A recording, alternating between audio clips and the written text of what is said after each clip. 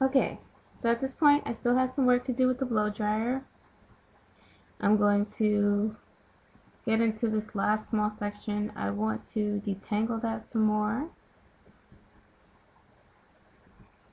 and go back in with the blow dryer.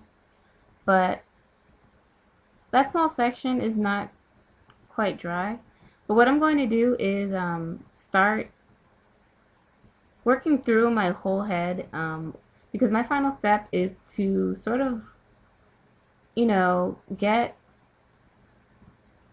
the poofiness at, the front of my head towards my hairline. And I kind of just take, I'm going to show you, but I just take the blow dryer and go through my hair from front to back, and just make sure that it's completely dry. I never ever flat iron my hair when it is wet or damp. I don't use wet to dry irons, and I don't like for my hair to be damp at all. I feel like it's damaging to put heat on, to put heat directly the way you do on a flat iron, not like hot air like a blow dryer, but to put direct heat on hair that's not completely dry. Don't do it. I added a little more of the Global Keratin Serum. I'm now adding some more Redken.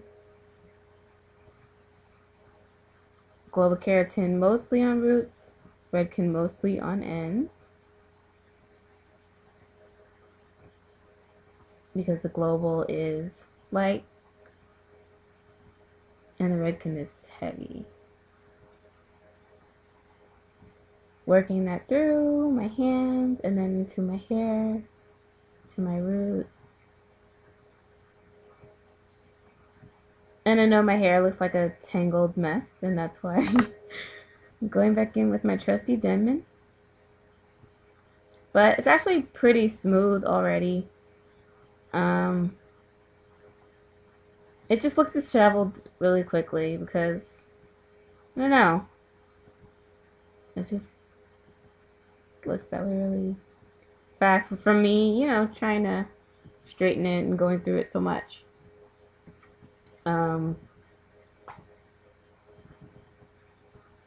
I'm just detangling section by section, but now I'm kind of just getting it all together, and I'm gonna go back in with my blow dryer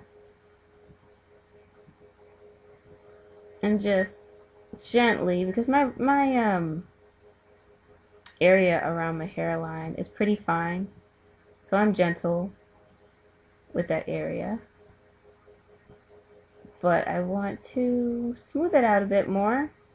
Now I'm going to the back, and I'm mostly going to be focusing on the area that's not quite dry in the back, and I'm just working through with my Denman brush. I'm going to try to turn around and show you guys what I'm doing. But this is just a final smoothing step with the blow dryer before I go in with that flat iron. And I'm, again, just really, really making sure that my hair is dry. Very important. And if your hair is not dry, before you start to straighten it with the flat iron, I feel like it reverts more easily too. It's more likely to frizz up or curl back up. So you should really have dry, completely, no matter what they say, completely dry hair before you flat iron. I can't say that enough. I know I'm probably really annoying, but I'm gonna drill it into your head. Dry hair, dry hair, dry hair, flat ironing. So I'm just making sure it's dry. And I try not to have the hot air just directly on my ends because they're older and therefore more fragile. But you do want to have applied enough heat or air, whatever you're using. You do want to make sure that they're dry. So in my opinion, it's worse to go in and try to flat iron ends that are damp than to use some heat and heat protection on them and just make sure that they're really dry. before you put that hot tool right on it. So I'm just finishing up. And I kind of just stop when it feels straight enough for me to flat iron with ease. Because that's the final step, and by that time I'm pretty exhausted. And, you know, good detangling and a good blow dry are integral in a good flat iron. And I'm just showing you the texture in the back now.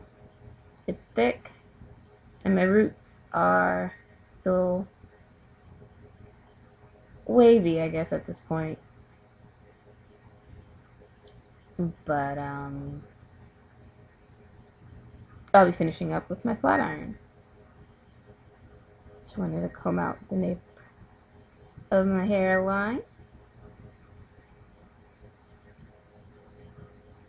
I'm just feeling it. I know you're probably like, why are your hands always in your head? Just move on. But I can just tell from how it feels if I need to do more. But that's pretty much what it looks like blow dry. 2 thumbs up, because I know I'm going to have a successful flat iron experience. And I just wanted to show you guys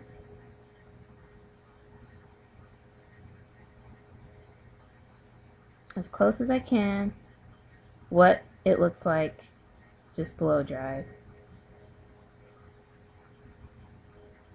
I'm trying to decide, am I done? No, one more quick blast with the blow dryer to be positive that it is dry. And this shows you how smooth I'm able to get it with the blow dryer.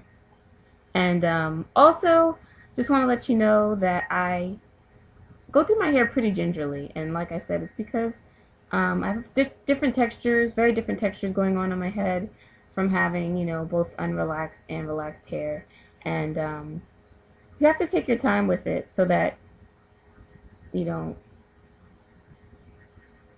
end up damaging it or just ripping it out, because it's very fragile when you're transitioning. Not that you should ever just be raking through your hair, but you do have to take extra care when you're transitioning versus being, you know, all relaxed or being all natural. Something about having 2 such different textures on your head, one of which was chemically processed to death, yeah, just makes it its own special challenge. So I'm finally satisfied. On to flat ironing. Stay tuned.